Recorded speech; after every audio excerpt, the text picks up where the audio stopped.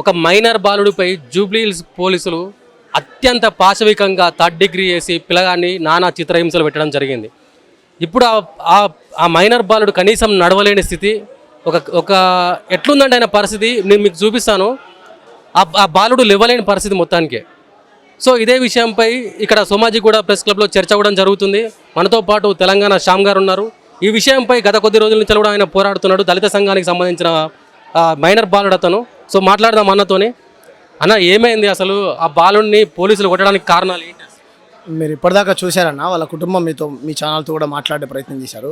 ఎవరైతే ఇప్పుడు నా పక్కన కూర్చున్నటువంటి అజిత్ కుమార్ ఉన్నాడో, దగ్గుపాటి అజిత్ కుమార్, పోయిన సంవత్సరం డిసెంబర్ 15వ తారీఖు ఆదివారం పూట ఇంట్లో పేరెంట్స్ పండుకున్న తర్వాత పిల్లలు ఫోన్తో ఆడుకుంటారు కదా, ఆడుకునేటువంటి క్రమంలో ఒకే ఇంట్లో కిరాయికి ఉండేటువంటి ఇతను ఎవరైతే ఇతని మీద కంప్లైంట్ పెట్టారో వాళ్ళు ముస్లిం కమ్యూనిటీకి సంబంధించినటువంటి వ్యక్తులు ఇలా వీడియో తీసుకుంటుండ్రు. ఆ రీల్స్ చిన్న పిల్లలు తీసుకుంటారు కదా, ఆ క్రమంలో ఈ వీడియో తీసుకునేటువంటి క్రమంలో ఒక ముస్లిం అబ్బాయికి సంబంధించి, ముస్లిం అబ్బాయినా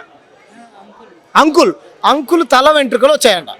సో ఆ క్రమంలో వాళ్ళు అధికార దాహంతో, అధికార అండదండలు వాళ్ళ వెనకాల ఉన్నాయని ఆ కాంగ్రెస్ పార్టీకి సంబంధించినటువంటి నాయకులు, అక్కడ ఉన్నటువంటి వ్యక్తులు ఎవరైతే ఉన్నారో వాళ్ళందరికీ వాళ్ళ అన్నయ్య అంట, నేను చెప్పడం కాదు, వాళ్ళందరూ అండదండలతో లంజోడక మీరు వేసుకోండి, లంజోడక నా ఫోటో తీస్తావారా, నా వీడియో తీస్తావారా అని పిల్లోని అతి దారుణంగా కొట్టి, నా పక్కన కూర్చున్నటువంటి పిల్లోని అతి దారుణంగా కొట్టి పోలీస్ స్టేషన్లో కంప్లైంట్ ఇస్తే పోలీసు వాళ్ళు మరి ఏం చేశారో ఏందో తెలియదు, 3 రోజులు పోలీస్ స్టేషన్లో ఉంచుకొని కాళ్ళ మీద థర్డ్ డిగ్రీ ప్రయోగించి కొడితే ఈరోజు కాళ్ళు చూపించండి కాళ్ళు.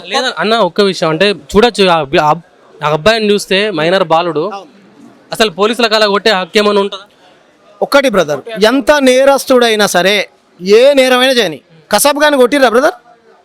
దేశంలో బాంబులు పెట్టిన తీవ్రవాదుల్ని బిర్యానీలు పెంచి పోషించి ఉరిశిక్షలు వేశారు కదా, రైట్? అంత నేరం చేసి ఉంటే ఈ పిల్లోడు కూడా ఉరిశిక్ష చేయండి. చట్టానికి ఎవరు అతిథులు కాదు కదా, చట్టాన్ని కాపాల్సిన బాధ్యత పోలీసు వాళ్ళు కాదంలే. కొట్టే హక్కు అయితే మీకు లేదు కదా.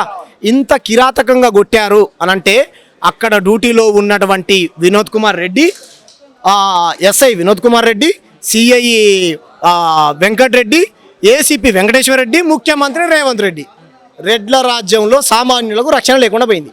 ఇదే ముఖ్యమంత్రి రెడ్డి అన్నాడు, ఎందుకు నేను ఈ విషయాన్ని కోట్ చేస్తా ఉన్నానంటే, ఓ బాధ్యత కలిగిన కులానికి ట్యాగ్ చేసి ఇలా చేస్తారనేది కూడా ఇలాంటి క్వశ్చన్ రావచ్చు. ఇదే ముఖ్యమంత్రి ఏమన్నాడు, నీ హయాంలో వెలమల్ని మొత్తం తీసుకొచ్చుకొని పెట్టుకున్నావు, రావుల రాజ్యంలో పోలీసు వాళ్ళందరూ ఈ వాళ్ళ 10 ఏళ్ల పాలనలో అందరు రావులే ఉన్నారు, ఎవరికి రక్షణ లేకుండా పోయిందన్నాడు. మరి వీళ్ళందరూ రెడ్లు, కింది నుంచి పై దాకా పిల్లగాన్ని కొట్టి కాళ్ళు పని చేయకుండా చేసినటువంటి వ్యక్తులు మొత్తం రెడ్లే.